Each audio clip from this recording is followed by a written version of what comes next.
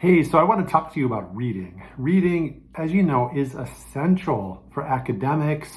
As kids get older, it not only, impacts language arts, but bleeds into math and pretty much every subject, even test taking and adulthood for that matter. So many kids right now are struggling with reading.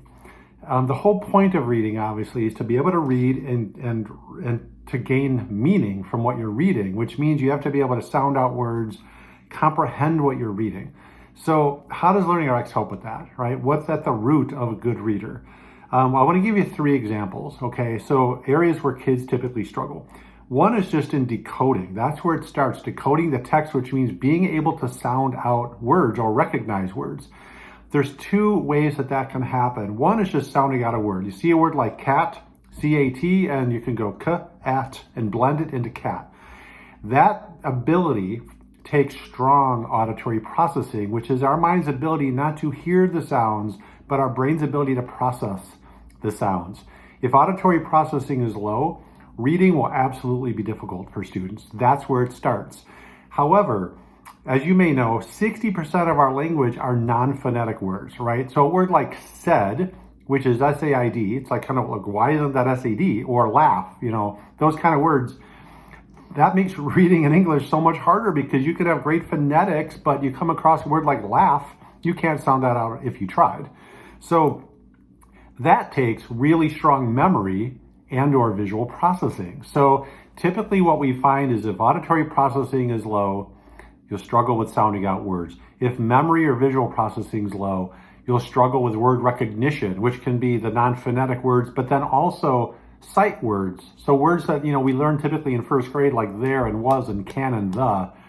If kids don't have strong memory, they see a word like there and are trying to sound it out every time instead of just knowing it. So that's where it starts. Now, once you get past decoding, then you can maybe read fluently, but you comprehend what you're reading. And there's several dynamics of that. A big one is logic and reasoning, especially as we get older. Are we able to derive meaning from the text? Do we get the main point? Are we able to draw the right conclusions and inferences from what we're reading? As well as memory. Are we remembering details of what we're reading? And the key components of what we're reading. That takes, logic, working memory, long-term memory, visual processing, even processing speed and how quickly we're able to do that type of work.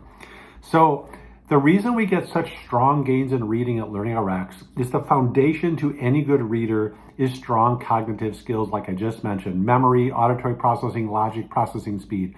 You can do a lot of school interventions or tutoring. If those underlying skills have any weaknesses, you can only go so far in reading, which is why so many kids get extra help with reading and you don't see a big jump in ability. For us, for the average 10.6-year-old, we average over a 3-year gain in reading achievement. And it's because we are addressing the root cause and unlocking and removing the obstacles to reading. And kids typically flourish in reading after doing our training. So if you have any questions about that, I would love to help. The first step is to take an initial assessment. It's only $99, and it'll tell you the root cause as to why your child struggles with reading, which is half the battle. So we'd love to see you at our LearningRx Center. If you have any questions, feel free to respond to this email. Happy to answer them or even talk to you further one-on-one about this. Have a great rest of your February. Bye-bye.